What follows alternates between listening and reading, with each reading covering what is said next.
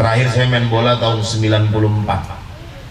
Waktu itu tim saya masuk di final kompetisi kecamatan. Alhamdulillah kami adu penalti karena skor 2 sama.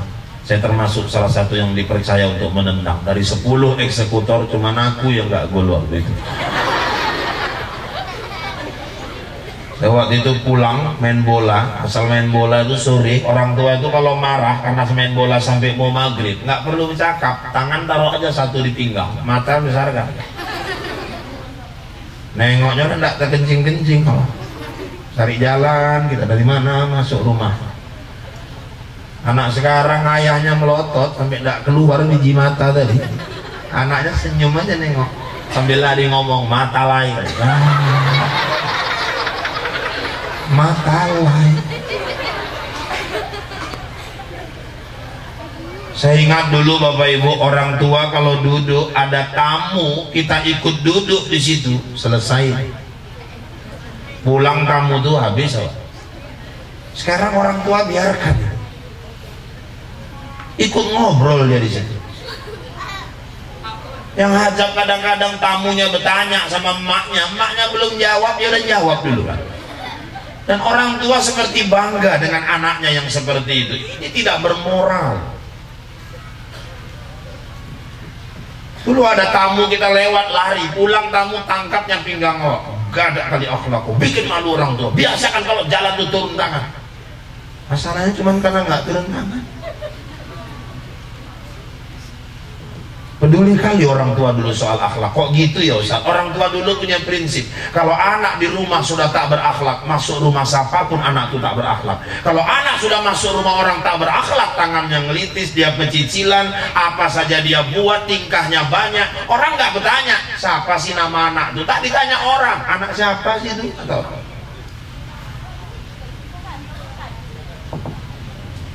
dulu orang tua duduk di bawah nonton TV, ayahnya ngeletak, emaknya duduk, anak duduk di atas, kaki naik ke meja. Orang tua nengok, udah tahu kita agak lama sedikit dia nengok, turun gitu, bahasa tubuhnya. Anak sekarang dibiarkan anaknya duduk di atas, kaki naik ke meja, ngentut pula kutain. Emaknya kembang kempes, hidungnya aroma apa, tuduh-tuduhan pula sama ayahnya, kok ngentut tang? Enak aja kau kaunya. Karena ada kentutku kayak gini baunya, tanda pula udah kentutnya. Udah begaduh mak sama ayah tadi, terakhir anak senyum-senyum baru ditanya, kau ngentut cok? Iya mak.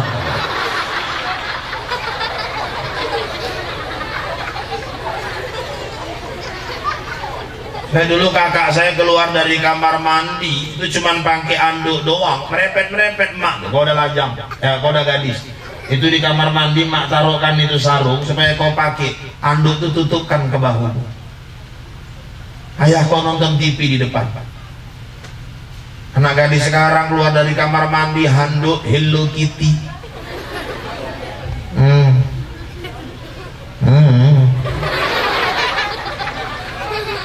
Ayahnya terlentang di semen. Anak selu ya jalan tikit. Ayahnya dilangkahi terkejut, la ilaha illallah. Ayah manusia biasa, seton ada di mana-mana. Kalau orang tua tak perhatikan adab berpakaian anak di rumah, jangan heran kalau sekarang banyak ayah menghamili anak kandungnya sendiri. Loh, saya dulu aliyah SMA di rumah nyuci, mak saya sakit, kakak saya kuliah di Medan.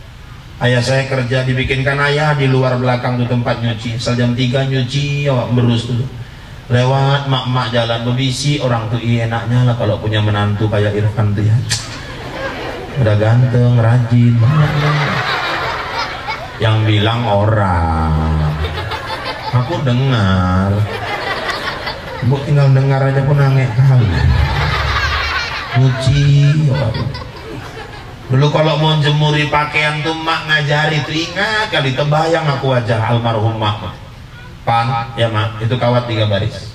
Iya mak, kawat yang luar tuh untuk baju-baju.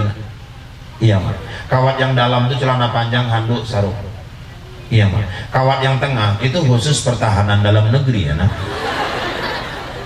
Orang orang tua dulu menjemur pakaian pun ada adabnya. Pakaian dalam itu harus di tengah, dipandang dari sini tertutup, dilihat dari sana terlindung. Saya laki-laki kok ngerti, emak saya dulu ngajari. Ini hari ku tengok anak gadis jemur pakaian udah tak pakai peraturan, disusun di pagar depan rumah. Kalau dipilih-pilih tak apa-apa, ini semua di situ layangan, kacamata. Kadang-kadang reben pula kacamatanya.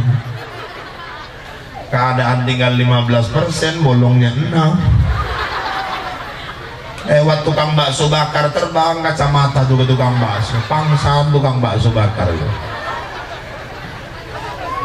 Saya maulid tak pala mau saya tinggi-tinggi jauh-jauh cerita mana duluan Ruh Muhammad sama Adam, tak sampai ke sana saya bahas. Bisa kita balikkan pendidikan moral ke rumah masing-masing saja, udah berhasil maulid kita malam ini. Soal jalan di depan tamu, turunkan tangan di depan orang tua, itu pelajaran di sekolah tak ada, harus di rumah. Orang tua ngobrol, anak ikut duduk di situ, itu di sekolah nggak ada pelajarannya, harus ibu di rumah mengajarkan. Kalau orang tua sudah tidak perhatikan lagi pendidikan adab moral, padahal Nabi pesan al-adabu fawqal ilmi, adab itu di atas ilmu. Maka Muhammad itu yang pertama yang mau kita lihat teladan. Apa saja yang bisa kita teladani dari Muhammad Ustaz? Satu, tadi kita udah bicara akhlak. Yang kedua apalagi Ustaz? Allah katakan di Quran, wa ma arsalnaka illa rahmatan lil alamin. Muhammad itu rahmat bagi sekalian alam. Allah tidak menyebutnya rahmatan lil Islam, tapi rahmatan lil alamin, untuk semua alam, bukan cuma untuk orang Islam. Dek, tenang. Ayo.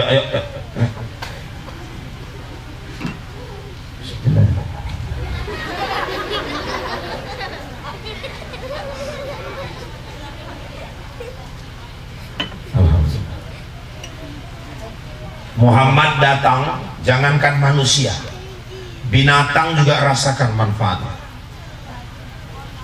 Sampai hari ini boleh kita teliti, kita telaah, satu-satunya agama yang melarang umatnya buang air kecil di tempat yang berlubang cuma Islam. Kenapa Ustaz? Islam melindungi binatang. Jangan-jangan ada binatang di dalam lubang. Kita nggak tahu tanya di dalam lubang tuh jangkrik lagi musyawarah menentukan calon gubernur. Datang kita nampak lubang, kita isi sepenuh-penuhnya. Jangkrik bingung, banjir, bubar jangkrik. Dalam hati jangkrik, kalau hujan kok anget, pikir hatinya juga. Kalau yang keluar ular apa nggak selesai yang kencing tuh. Islam mengatur jangan menghadap kiblat kecuali ada dinding. Jangan buang air kecil di air yang tergenang. Lihat mulianya Islam. Buang air kecil aja kita diatur. Cebok istinja wajib. Sebaik-baik alat istinja air. Kalau nggak ada air, gunakan benda-benda kesat. Batu, kalau di pesawat tisu, daun kalau di ladang, tapi daunnya tengok-tengok. Jangan asal tarik aja, ditarik waktu pula daun jelatang. Udah jadi kerjaan satu malam orang sekampung. Ada juga yang silap benda-benda kesat dekat bengkel, kertas pasir pula diajar wak. Lebih kacau lagi. Binatang dilindungi. Agama yang memperhatikan adab penyembelihan hewan Islam. Dalam Islam coba lihat, harus dengan benda tajam. Binatangnya hadapkan ke kiblat. Narik pisaunya itu dari bawah leher ke atas, tak boleh dari atas ke bawah. Kalau atas ke bawah kiasnya seperti orang membunuh. Namanya menyembelih itu dari bawah ke atas. 3 urat vital itu harus putus. Minimal mengucap kalimat Allah. Siap, letakkan. Kalau belum mati jangan dipegang. Maka anak-anak lajang kalau belum pernah jangan coba-coba, belajar dulu. Lu macam tetangga rumah Ustadz, depan rumah ada anak SMA, dibawanya kawan-kawannya ke rumah, ayamnya banyak, ayahnya pas nggak di rumah. Yuk kita manggang-manggang yuk. Ya, siapa yang nyembelih? Udah, yang penting ada bismillah. pegang, dipegang orang, mainkan Bismillahirrahmanirrahim. Udah keluar darahnya, dicampakkan ayam tuh, berdiri balik ayam tuh. Ini kepalanya, netes darahnya.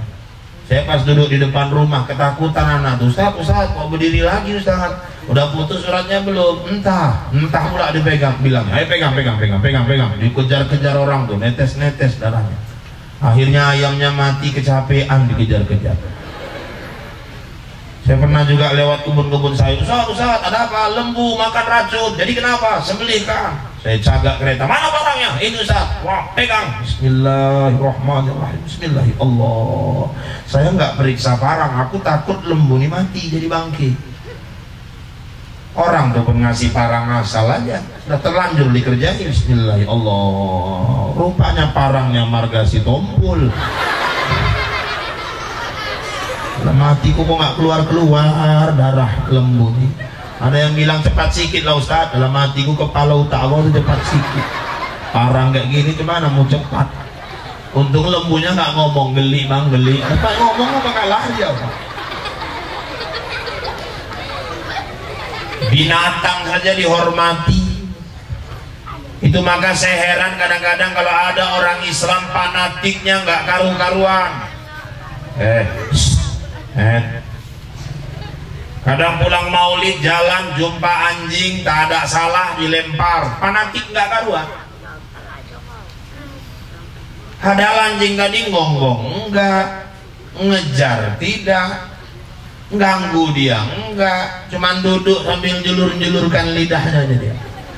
Datang wani lewat tersinggung dia, perasaan dia aja. Diambilnya batu, dilemparnya, terkaing-kaing lompat anjing tadi. Ditanya kenapa kau lempar anjing itu? Najis mughalazah Ustaz. Iyalah dia najis mughalazah, tapi dia kan makhluk Allah. Tak mau malaikat rahmat masuk ke rumah orang yang ada anjingnya. Malaikat rahmat memang nggak masuk, malaikat pencabut nyawa kan masuk. Aku bilang. Kadang fanatik nggak karu-karuan. Dia nggak pernah baca sejarah bagaimana Nabi melihat seorang wanita yang menolong anjing masuk ke parit, kemudian dia ambilkan air itu dia berikan kepada anjing itu, kata Rasulullah, kau masuk ke dalam surga. Itulah Islam rahmatan lil alamin. Binatang aja rasakan manfaat kehadiran Muhammad. Itu sama binatang, apalagi sama manusia. Maka kita heran kalau ada orang Islam bisa nggak cakapan sama tetangganya. Apa ada jangkrik yang kurang? Kadang-kadang sama tetangga nggak bercakapan.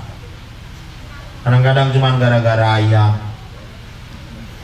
Cuma kadang-kadang gara-gara iri dengki, tak cocok masalah batas. 6 tahun tak bercakapan, 6 tahun beribadah, pahala nggak diterima Allah.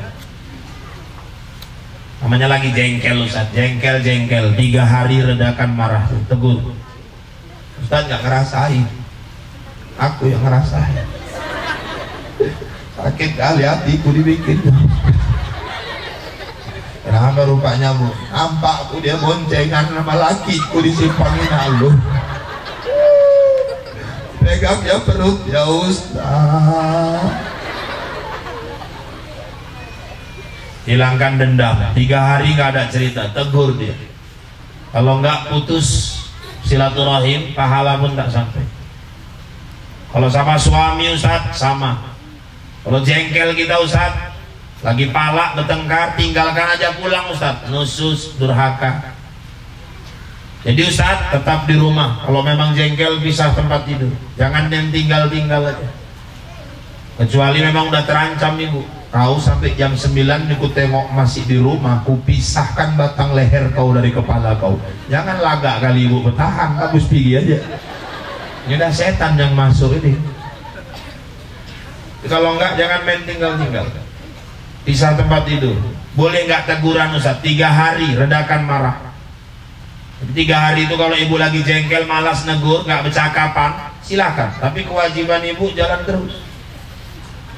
Gimana caranya Ustaz? Namanya lagi nggak cakapan.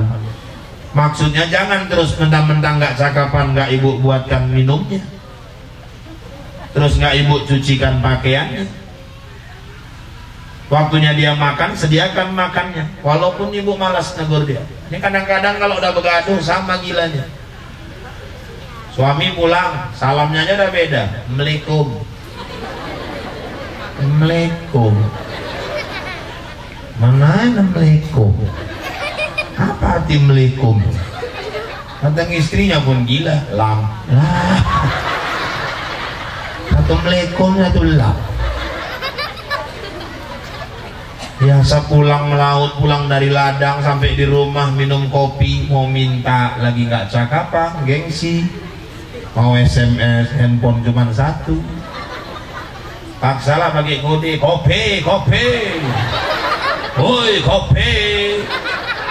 Sejengkel apapun ibu bikinkan kopi. Kalau nggak ibu bikinkan berdosa. Aku jijik kali nengok muka aku.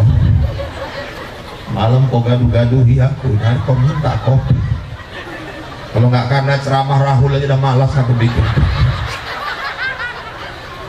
Datang suaminya melirik, dalam hatinya mampus, kalah kau sekali nih dalam hati. Waktu ngelirik suaminya, istrinya nengok, apa kau ngelirik-ngelirik? Bentaknya lagi. Suaminya masuk ke kamar mandi, istrinya pun tengok sana sini, nggak ada orang, aman, ditambahinya kopinya. Cuy, mampus kau sampai mati, nggak lupa kau mati. Dah keluar lakinya dipanggil anaknya, cok kau antarkan minum ayah kau. Nih ya kopinya ya, kok bebuih begini cok? Kopi ikan laga tuh ya.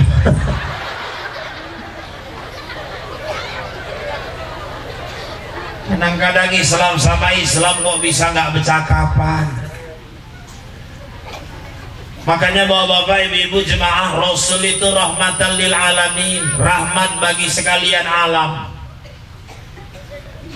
Itu makanya kita tahu Muhammad itu diutus bakal menjadi pemimpin dunia, bakal menjadi pemimpin umat terbesar di dunia, dan yang menjadikan umat itu dan menjadikan Muhammad itu berhasil menjadi pemimpin, salah satunya akhlak. Yang kedua sifat rahmahnya, kasih sayangnya. Itu makanya Rasulullah itu disegani bukan hanya kawan, tapi juga lawan. Berapa banyak orang-orang Yahudi, raja Cina yang kagum melihat pribadi Muhammad menjadi seorang pemimpin. Itu makanya Muhammad mengajarkan, hargai makhluk Allah itu, hormati makhluk Allah. Ibu boleh benci dengan maaf, ibu boleh jijik, ibu boleh gilo, ibu boleh geli melihat cacing, tapi ibu tidak punya hak untuk membenci cacing itu. Kenapa Ustaz? Yang menciptakan ibu dengan yang menciptakan cacing sama. Itu cacing, apalagi manusia.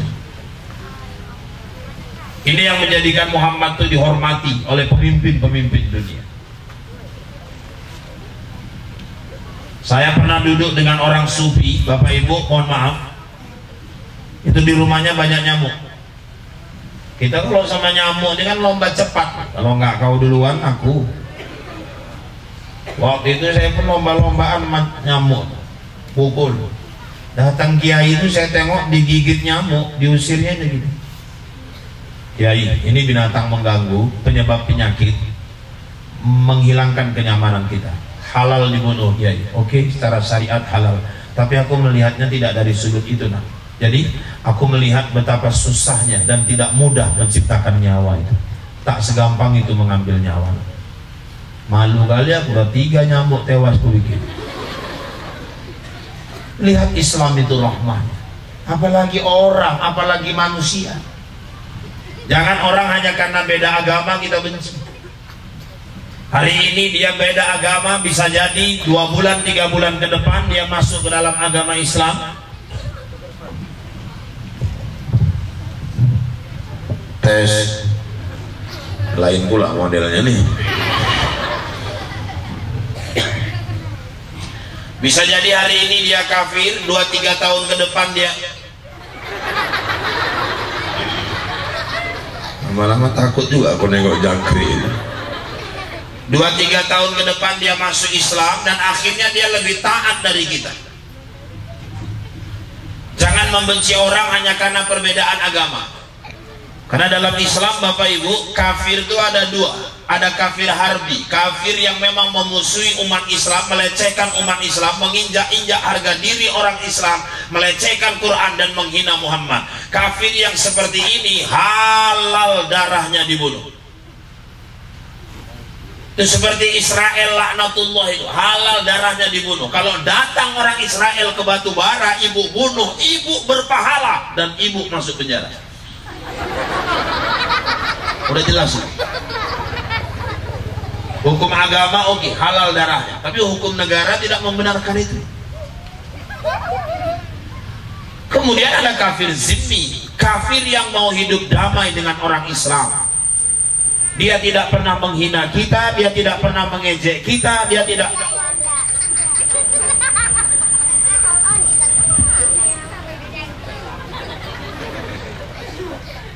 Tes. Mudah-mudahan yang ini aman ini. Dia tidak pernah menghina kita, tidak pernah melecehkan kita. Ini kafir zimmi namanya. Kafir zimmi, kafir yang mau hidup damai dengan orang Islam. Kata Rasul, menyakiti kafir zimmi sama dengan menyakiti aku, kata Allah. Lihat Islam itu, Islam agama rahmah. Maka kalau ada yang bilang Islam itu agama teroris, agama yang radikal, agama yang keras, agama yang meledakkan bom, bukan.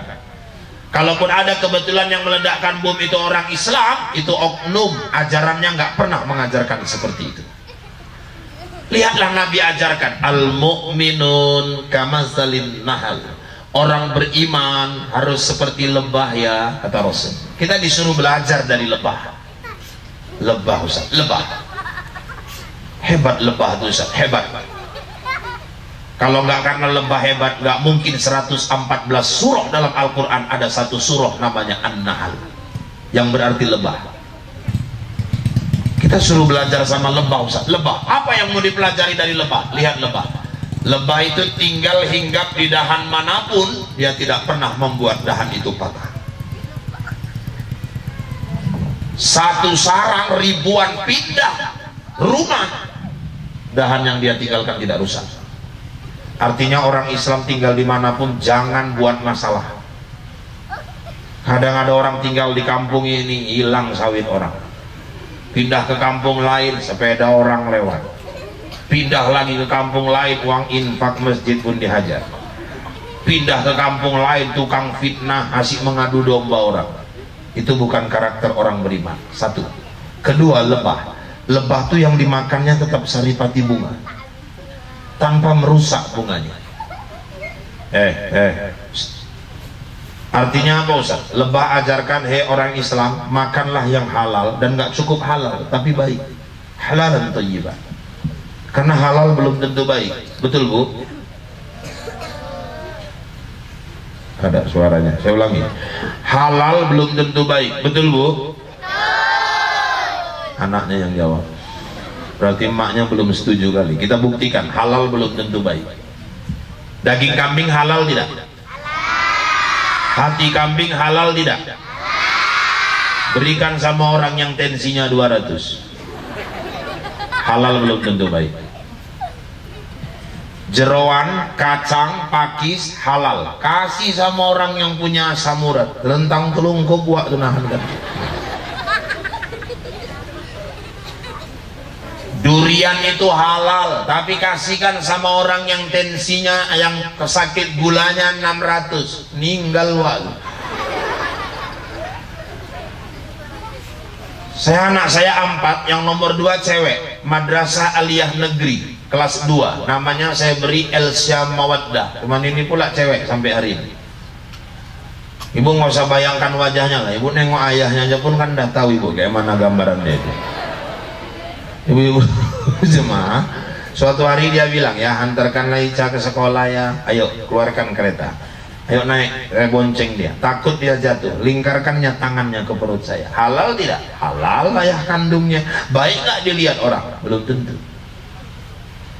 halal itu belum tentu baik. Orang lihat, Ustaz Rahul, oh anaknya,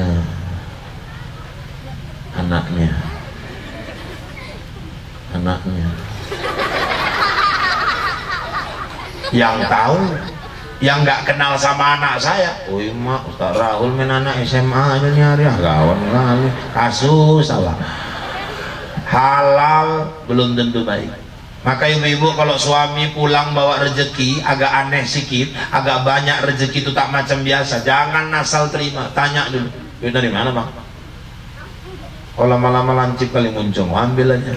Oh bawa duit salah, nggak bawa duit salah, nggak abang ini nggak pernah bawa duit banyak ini, duit dari mana? Ambil, enggak, aku mau tanya, duit dari mana? Menang main di warung. Astagfirullah bang, 17 tahun kita kawin. Gak pernah nyesal aku kawin sama abang. Walaupun kata orang abang hitam jelek pendek dong, pesek. Tapi gak nyesal aku kawin sama abang.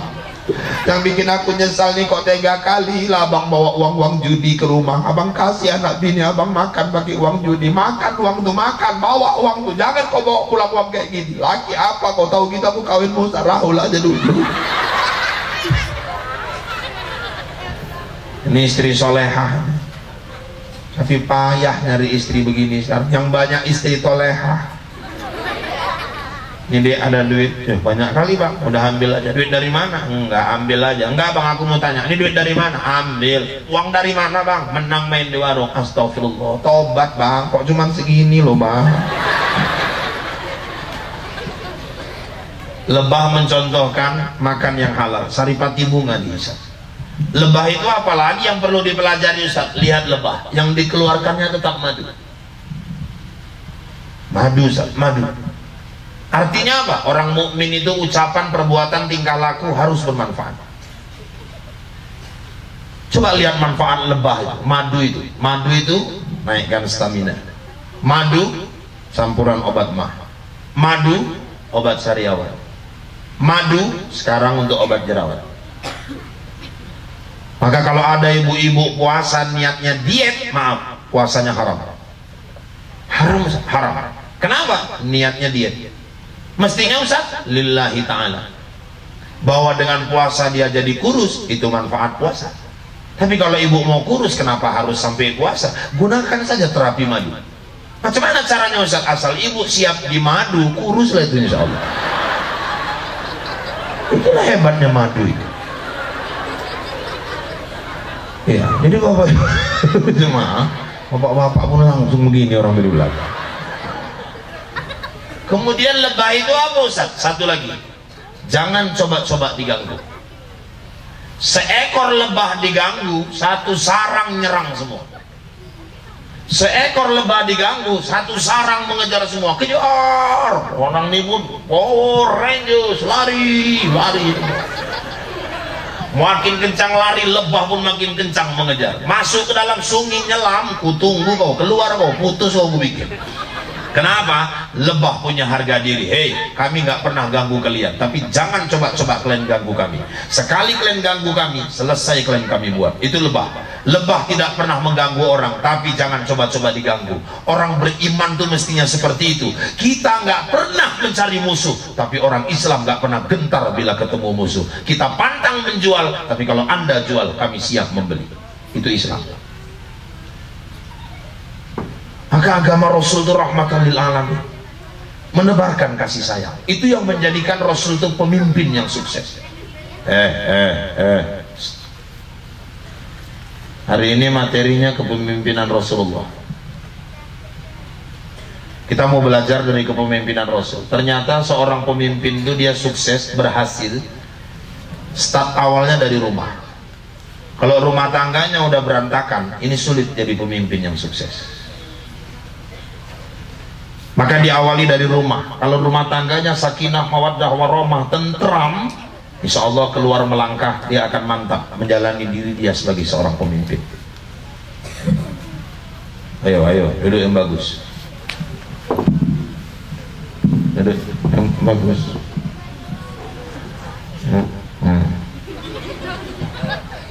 Jangan ada yang ngobrol. Yo, kamu jam 11. Masih tahan? Ibu-ibu masih tahan, Bu? Tahan, Bu? Aku yang udah nggak tahan. Kita lanjut. Bapak Ibu jemaah, diawali dari rumah. Maka Rasul itu rumah tangganya sakinah mawaddah warahmah. Rumah tangga sakinah mawaddah warahmah, ada suami yang soleh, ada istri yang solehah, ada anak-anak yang soleh dan solehah. Orang sukses berawal dari rumah. Maka siapapun yang ingin membangun rumah tangga sakinah, awali dari memilih pasangan. 4 kriteria jodoh. Apa aja Ustaz? Lijamaliha, lihat kecantikan, kegantengan. Cantik ganteng selera orang tak sama. Ada yang suka wajah bulat, ada yang oval, ada yang lonjong, ada yang segi 4 kayak sepombok. Selera orang nggak sama itu.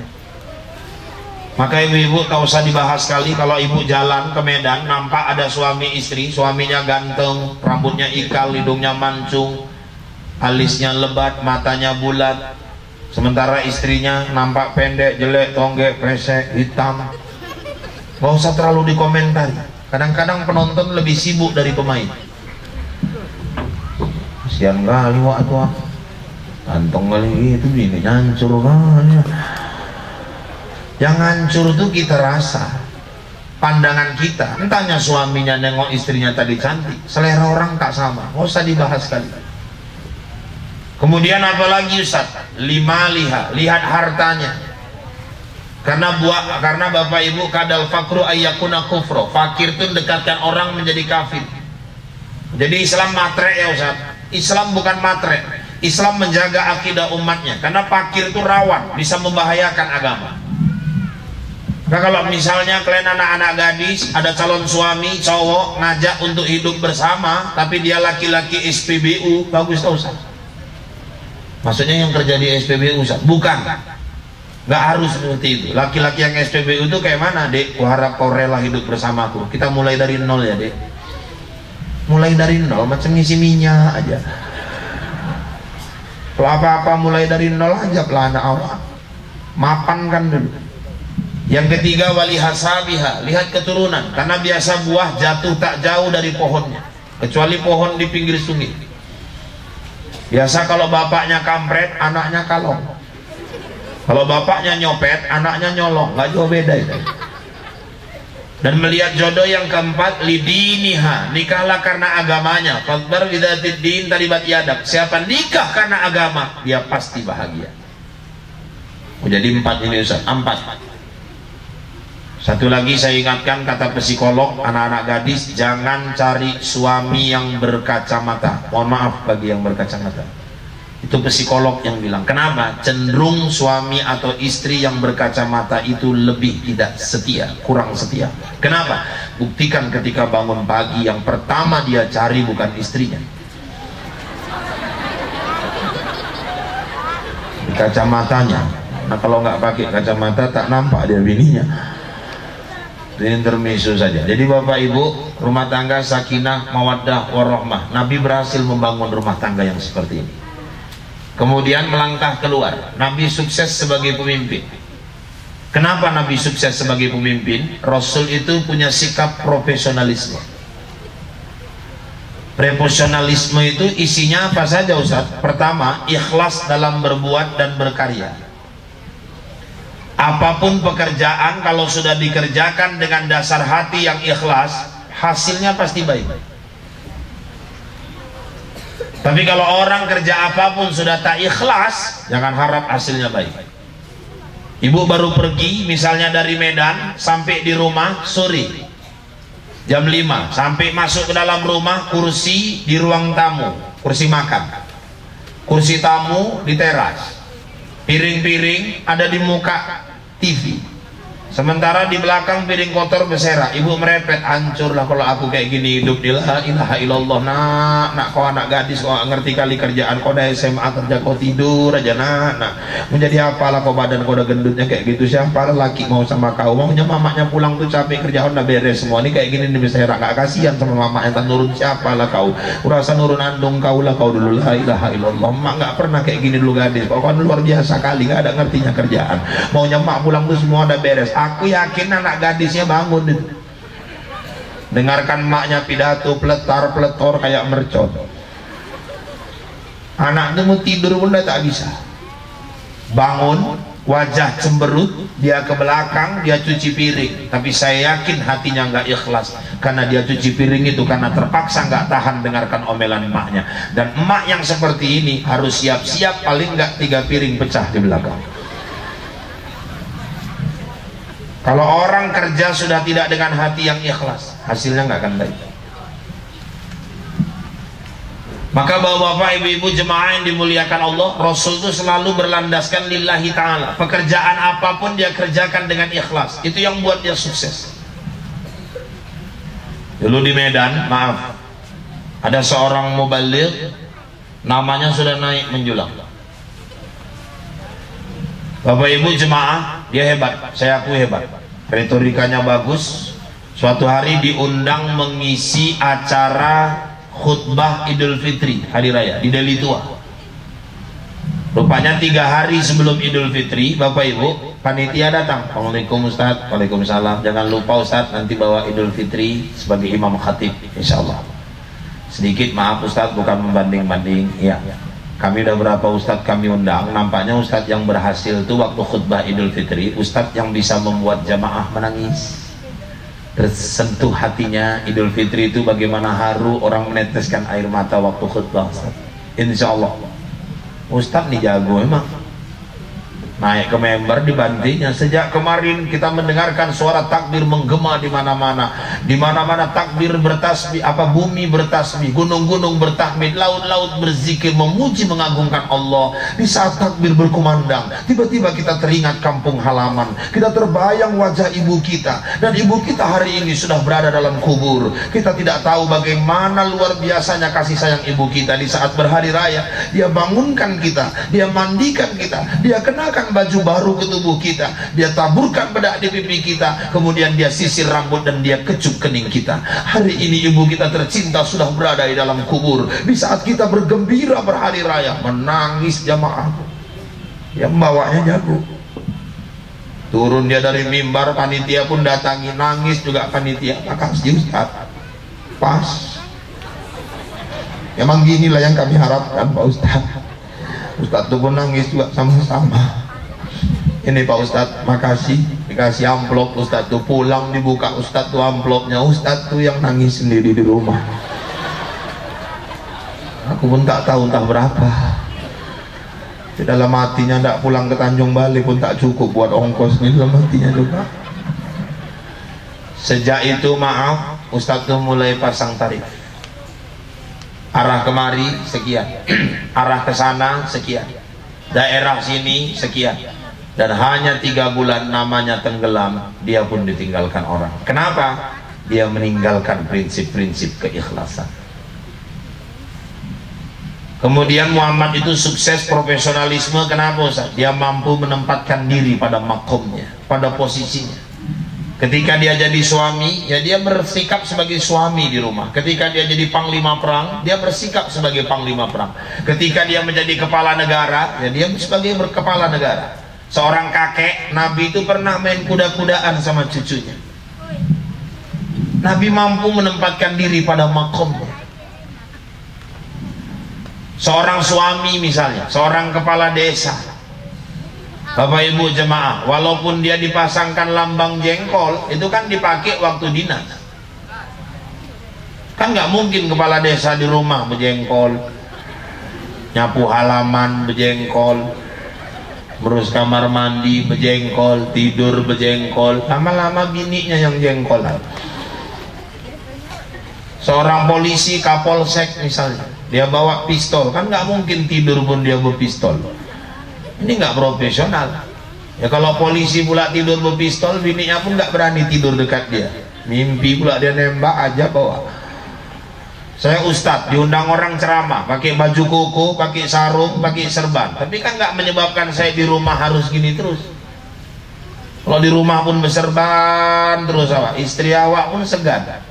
Meminta tolong pasangkan gorden, ustadz, gorden lah ustadz, tolong. Nggak enak di rumah tuh, angkatkan kompor lah ustadz. Coba kalau pakai kaos, celana bonggol, bang, kompor bang, pasangkan gorden bang, kan enak. Saya walaupun ngajar di Polres, saya kenal Kapolres, saya kenal Kasat Lantas, kan nggak menyebabkan saya di jalan raya halal nggak pakai helm. Kalau saya anggar kenal Kapolres di jalan raya saya tak pakai helm, saya berarti nggak profesional. Di jalan raya saya warga, nggak ada cerita ustaz. Nanti ada orang di stop karena nggak pakai helm, ustadznya lewat tak berhelm, loh bapak tuh kok nggak di stop ustadz? Dia muncung kau, aku urusan sama kau, kutapuk kan kau nanti. Kalau mati polisi itu ustadz nih pun nggak ada otaknya juga, dia matinya juga. Kan berdosa orang gara-gara kita. Saya baru ke Perapat, saya bawa anggota kawan-kawan guru-guru agama di perkebunan. Istri saya pesan besok ke Perapat bang, ini rekreasi. Abang tempatkan diri abang, jangan abang besaruh.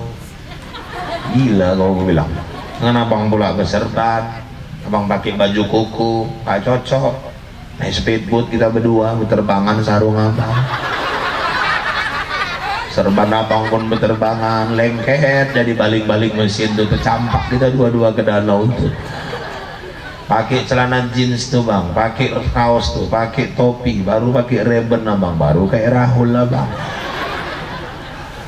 Profesionalisme itu mampu menempatkan diri pada posisinya. Itulah jiwa kepemimpinan Rasul. Dan satu lagi, Rasul sadar betul dia sukses karena orang lain. Bu, nggak ada orang sukses sendiri. Zainuddin MZ besar karena ada jamaahnya. SBY presiden karena dia punya rakyat. Oka Arya bupati karena dia punya rakyat. Diundang saya sama panitia, Ustadz tolong ngisi di Medang Baru, Batubara, acara maulid. Kapan? Tanggal 9 malam minggu. Tenda ibu pasang, bapak-bapak pasang, lampu dipasang, terpal dibentang, bunga-bunga siapa tadi pinjami semua, pasang di depan. Ini pelaminan pun apa-apa dipasang juga di sini. Ini kain-kain gorden dipasang semua. Mic kayak gini bagus dipasang. Ustadz suruh ceramah, tapi satu pun tak ada yang duduk di sini. Insya Allah dibayar berapapun nggak mau aku.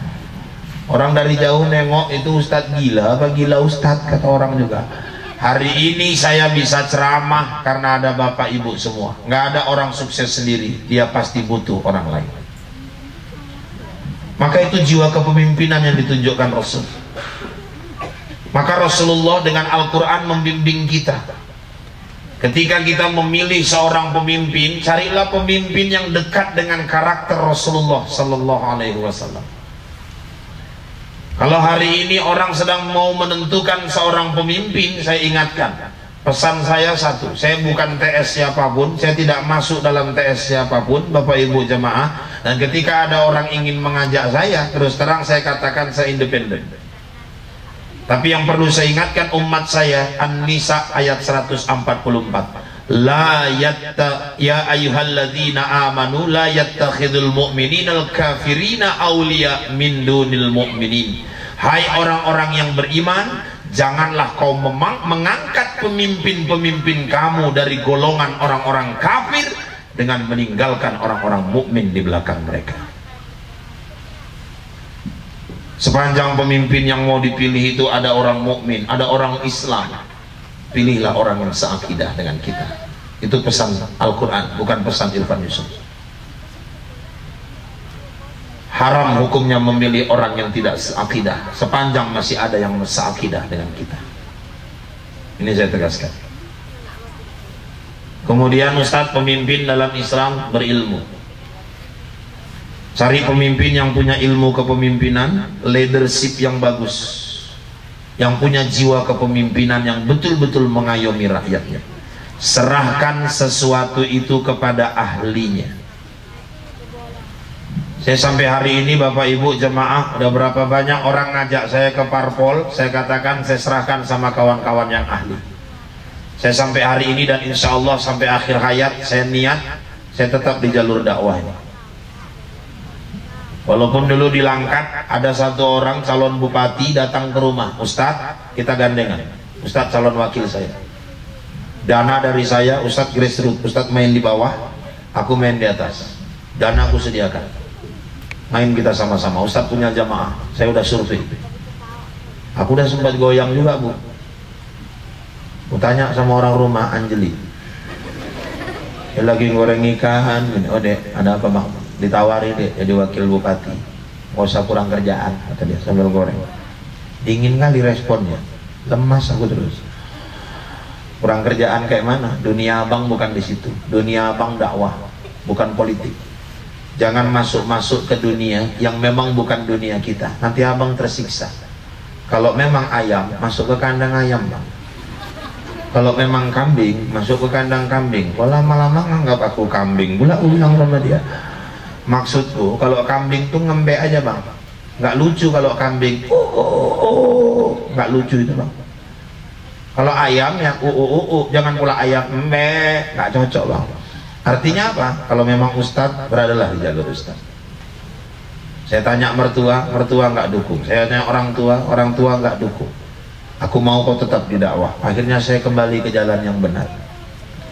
Orang rumah saya tanya, abang kurang apa lagi di dakwah? Mau cari apa abang? Mau cari kaya hidup. Aku hidupnya mau cari tenang, kata istri saya. Dari tahun 91 dakwah abang. Apa pernah amplop abang diperiksa KPK? Dalam hatiku, ngapain KPK kurang kerjaan mereka amplop? Aku bilang, itu maksudnya hidup ini cari tenang. Ada pejabat udah pensiun pun mesti diperiksa-periksa KPK. Akhirnya udahlah aku balik aja ke jalan yang benar. Saya tetap di dakwah ini. Artinya apa? Bukan kita haramkan orang Islam berpolitik, tapi jangan masuk kalau kita bukan ahlinya.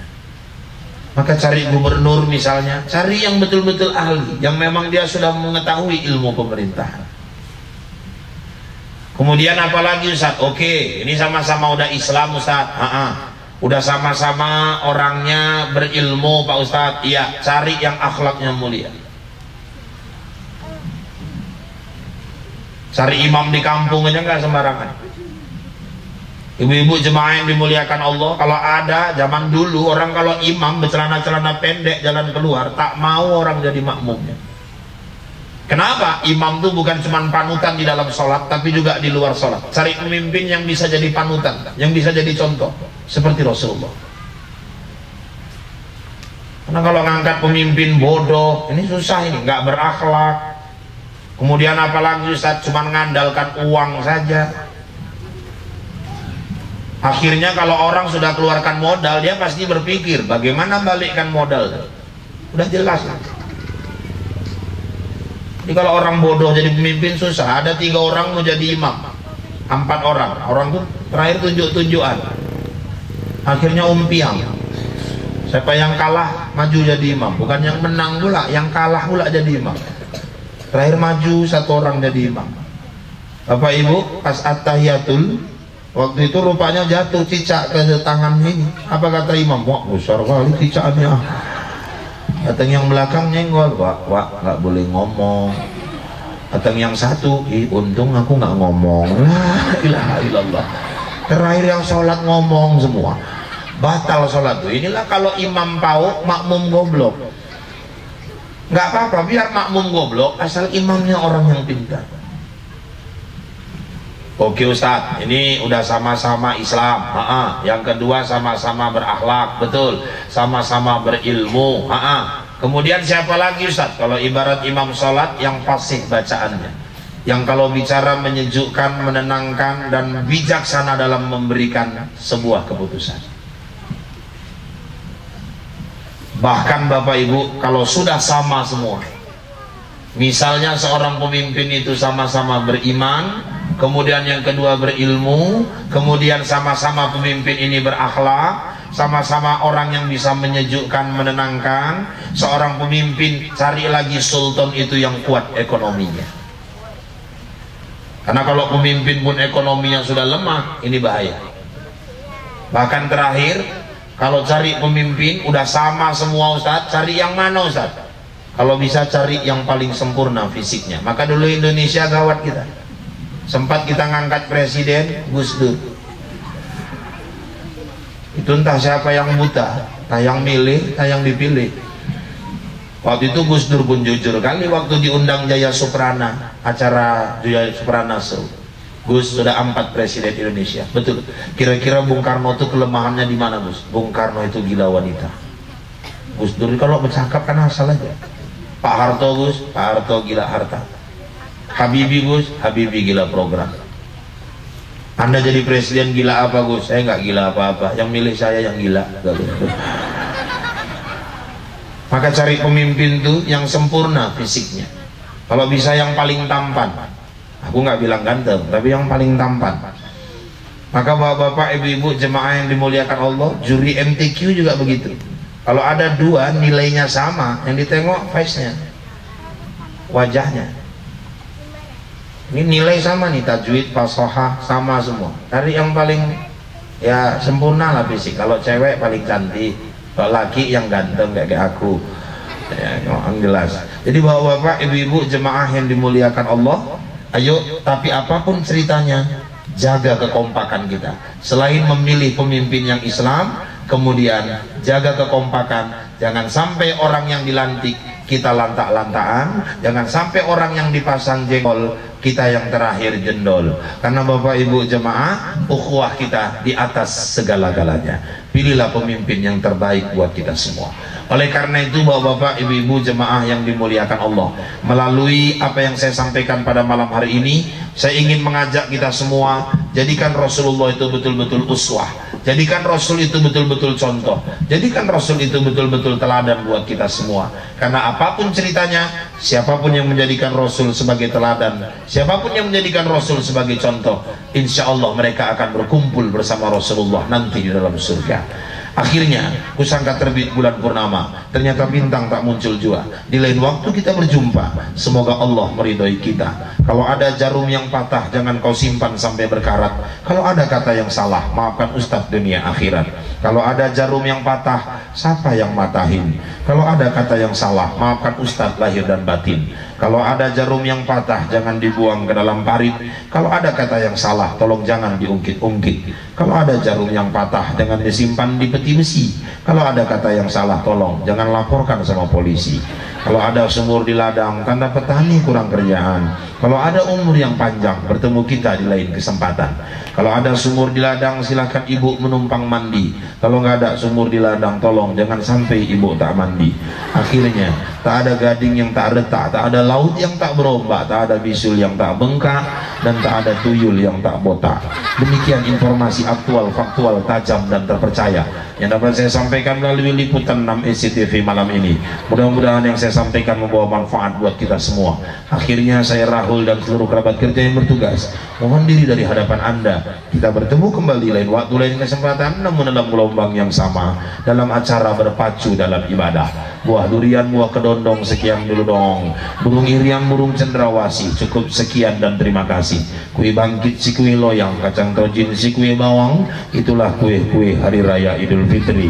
Ini saja yang dapat saya sampaikan. Izinkan saya kembali ke studio di Bombay menemui Anjali. Wabillahi taufiq wal hidayah. Assalamualaikum warahmatullahi wabarakatuh.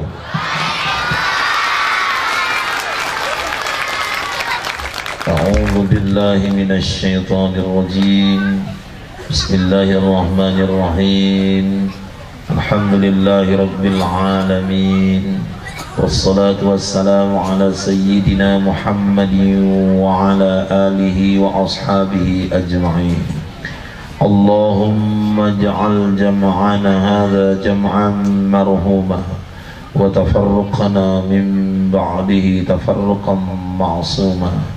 Allahumma ij'al jam'ana hadha jam'an mashkura wa tafarruqana min ba'dihi tafarruqan maghfura.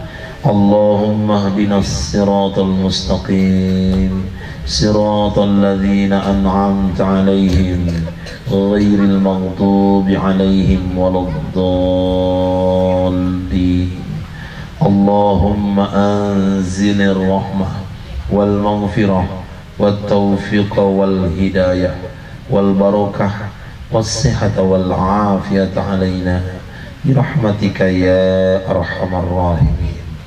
اللهم لا سهل إلا ما جعلته سهلا وأنت تجعل الحزن إذا شئت سهلا. سهل أمورنا يا الله في الدنيا والآخرة.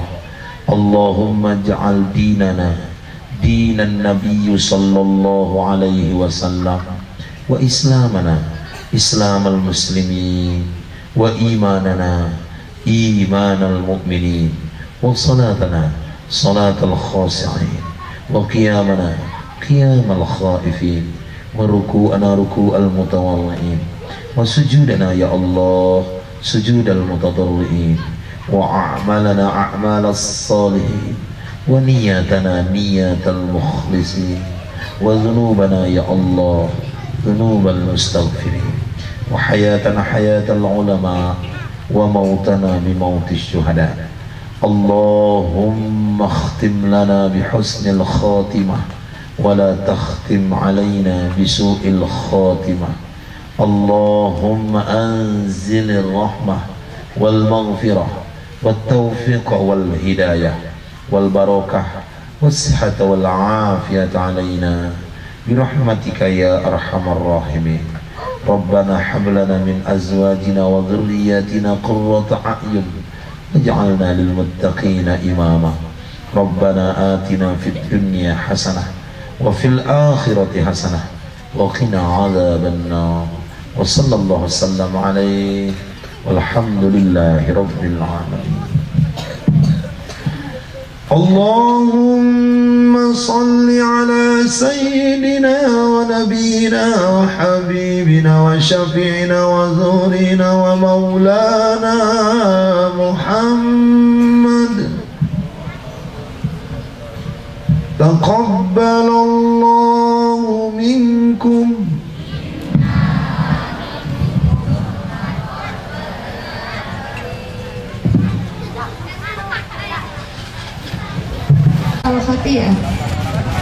Akhirnya kami sebagai MC dan seluruh kru panitia mohon maaf atas segala kekurangannya. Oke.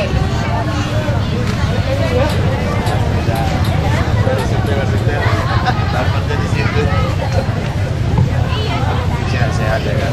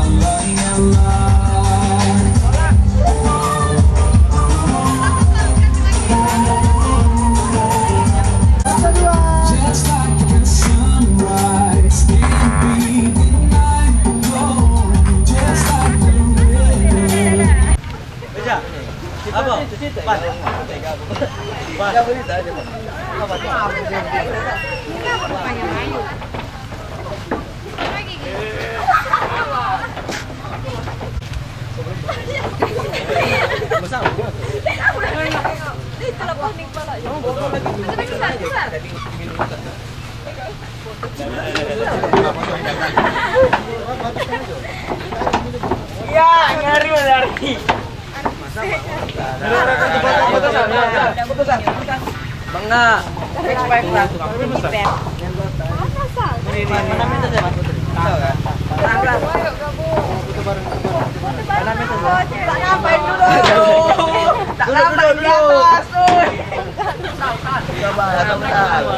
Oke, masuk. Aji pula gitu.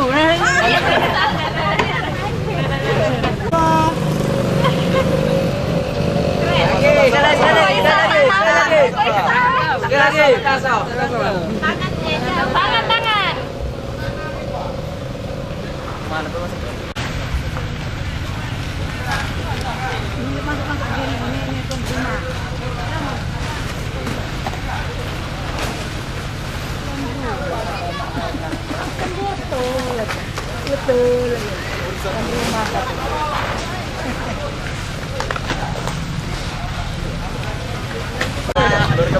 Mau,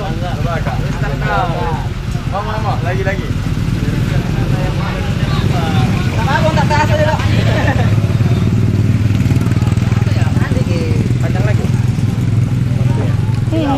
Kan mereng lagi nih kan. Dia maju.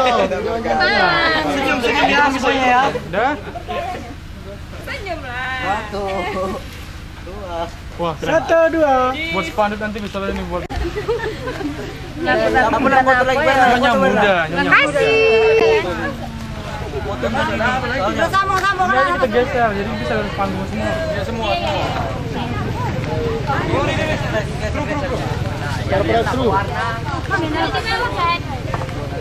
Geser, woi.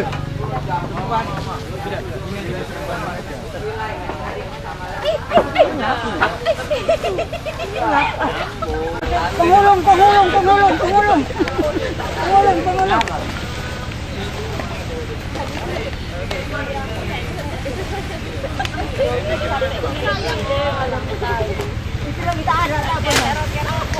Siapa yang nak turun aja balik nal.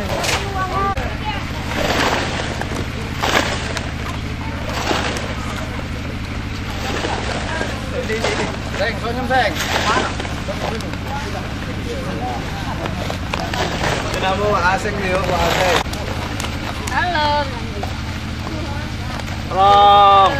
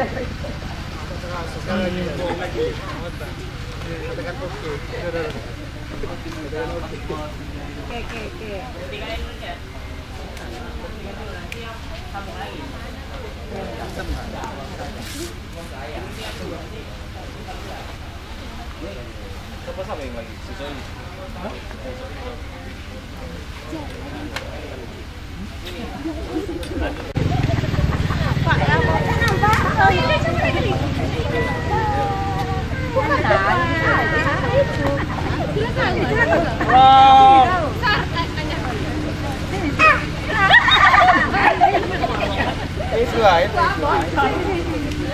Saya ditenteng itu yang tonton. Udah tak ada lagi update nanti. Oh, enggak, sana klien yang berseragam mau dibantu. Sana memantau.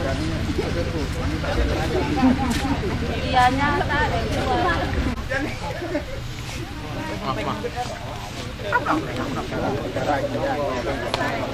Yang laki-laki dulu, untuk perempuan nanti sekali lagi. Boleh?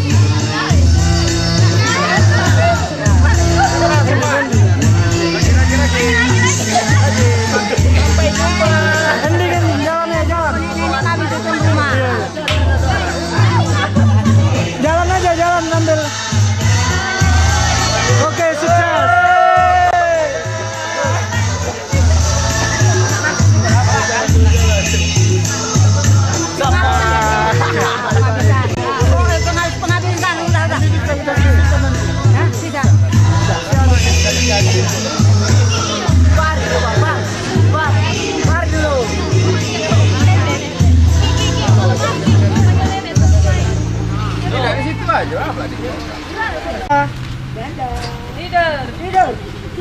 Oke, sekalian. Dah. Sampai